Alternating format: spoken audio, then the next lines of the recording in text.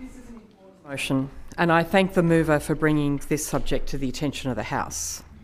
I also thank the Anti-Slavery Commissioner, Dr James Cockayne, for his continuing work and frankly for his enormous patience and fortitude.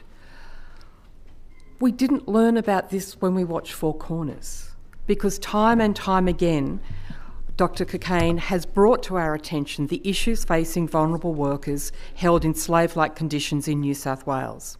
He did this in the 2024 report, Be Our Guests, which addressed modern slavery risks in regional and rural New South Wales, and again in his annual report for 2024-25, which once more drew our attention to the risks of what he labelled as dodgy labour hire companies and identified risks for vulnerable workers.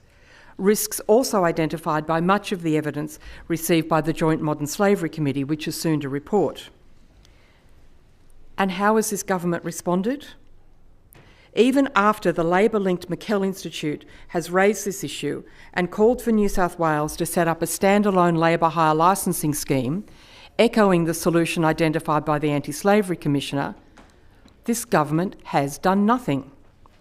I recognise that in a federation, a nationally harmonised scheme is the gold standard, and I recognise the efforts of this government towards achieving this. But especially when it comes to slavery, we should not let the perfect become the enemy of the good.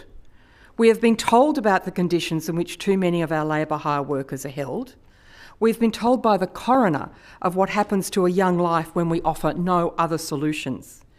Yet, to our shame, we have failed to act. In the recent budget, a Labor Treasurer could not even find a paltry, in government terms, $2.5 million to fund the slavery hotline so it could operate outside office hours. The criticism of democracy is often that it acts for majoritarian interests. And happily, the only happy thing is that slavery in New South Wales is very much in the minority. The risk in a democracy is who speaks for that minority. That is the role of social justice. That is the value of a society which cares for all. That used to be, I thought, the values of the Labor Party. But by their inaction, they stand condemned.